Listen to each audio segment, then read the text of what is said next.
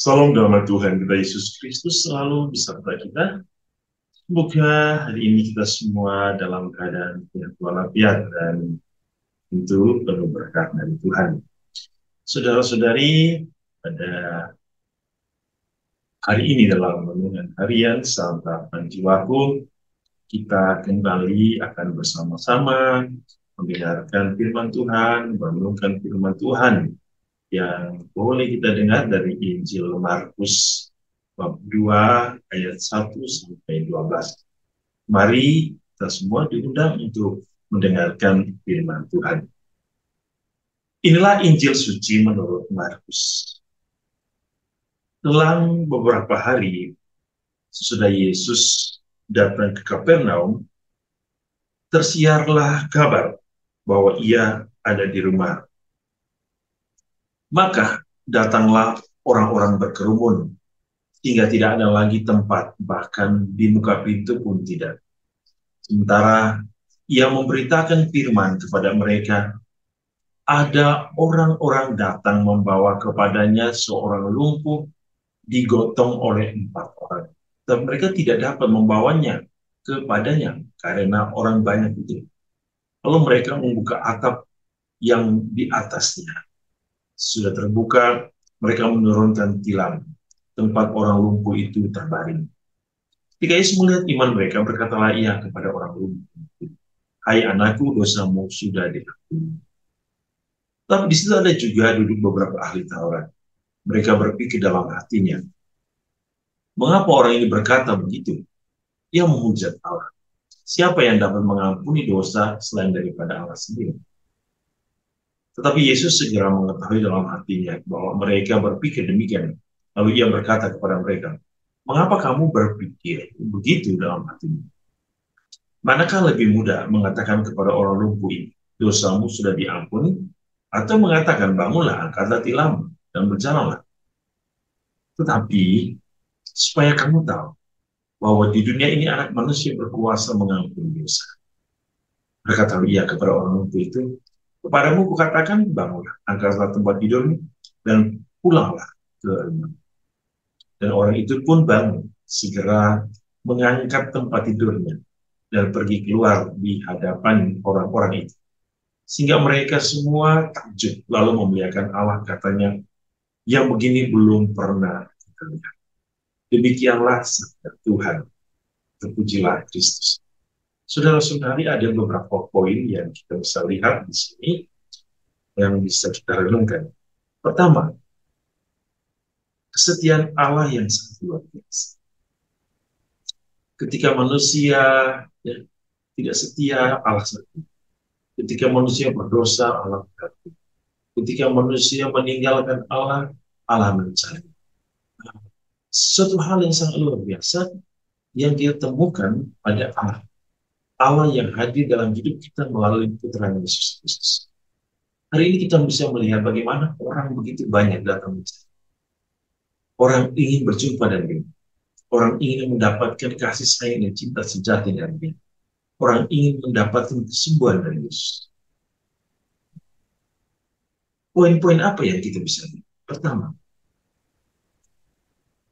kita semua diundang untuk terus mencari Yesus. Dalam suka maupun duka, kita tidak boleh berhenti untuk terus mencari Yesus. Kita harus terus bersama Yesus. Itu hal yang paling penting dalam hidup kita. Yang kedua, dalam perjalanan hidup kita itu adalah makhluk sosial, bukan hidup sendiri. Kita membutuhkan orang lain yang akan membantu kita, membimbing kita, menuntun kita, supaya kita tetap dikuatkan dalam hidup kita. Maka gereja adalah kumpulan orang-orang yang percaya, yang membentuk sebuah komunitas dalam gereja. Maka saudara-saudari, ketika kita hidup dalam kehidupan gereja, ada tanggung jawab yang harus kita lakukan. Ada tanggung jawab supaya kita hidupnya dalam kesatuan dan orang. Kita tidak boleh seolah-olah bahwa hidup kita hanya buat kita sendiri. Kita punya lingkungan, kita punya keluarga, kita punya gereja. Mari kita saling berkoordinasi selama ini. Kita saling membantu sama lain. Kita harus saling selalu bersama ini komunitas, dengan orang lain yang hidup di gereja. Kenapa kita membutuhkan orang lain?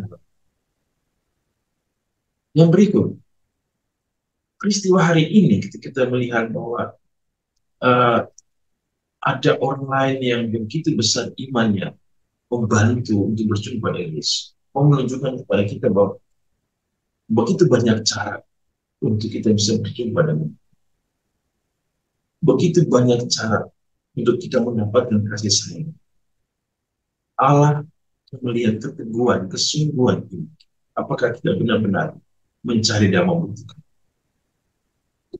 Yang berikut, dalam hidup kita sehari-hari, dalam pergaulan kita, kita tidak akan pernah terpisahkan dari apa yang disebut baik. Ketika kita berada di dunia ini, kita akan selalu berdampingan dengan hal baik dan hal buruk. Begitupun dalam konteks manusia. Kita bisa duduk bersama, kita bisa berkelompok. Ingat, pasti ada hal buruk dan hal baik yang akan terjadi. Demikian pun hari ini, ketika Yesus menyembuhkan, ternyata bukan hanya orang yang mencari Yesus untuk disembuhkan, untuk mendapat kasih, tetapi ada orang juga yang mencari-cari kesalahan Yesus. Ya. Mereka adalah ahli-ahli. Hati-hati saudara-saudara di antara kita, mungkin ada penyesatan, mungkin ada orang-orang yang ingin menghalangi kita berjumpa dengan Tuhan. Mungkin ada orang-orang yang tidak ingin kita selalu berhubungan dan bersama dengan Tuhan. Semoga kita mampu melihat mana orang-orang baik, mana orang-orang yang tidak baik dalam hidup kita, mana orang-orang yang akan membantu kita untuk berjumpa. Dan terakhir, kita harus melihat hari ini tentang puasa. Allah hari ini bukan hanya menyembuhkan seseorang yang sakit, bukan hanya sakit hati, tetapi jauh lebih dari itu. Ia menyembuhkan jiwa, ia mengampuni kita karena ia ingin membebaskan kita dari dosa. Ia ingin membebaskan kita dari penderitaan dan sakit. Maka saudara-saudari, hanya Tuhan yang mampu menyembuhkan kita. Hanya Tuhan yang mampu mengampuni kita. Kalau kita saat ini jauh dari Tuhan, mari datanglah kepada.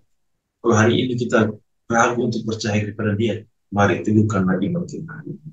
Kalau kita malas-malasan untuk berjumpa dengan Tuhan, mari kita bangkit dari tidur kita untuk datang tinggal bersama. Tuhan Yesus hari ini memberkati kita, menyembuhkan kita yang sakit, dan juga selalu mempersatukan kita dalam satu kesatuan dengan seluruh umat Allah. Tuhan Yesus memberkati kita dengan berkat dari dalam nama Bapa dan Putra dan Roh Kudus.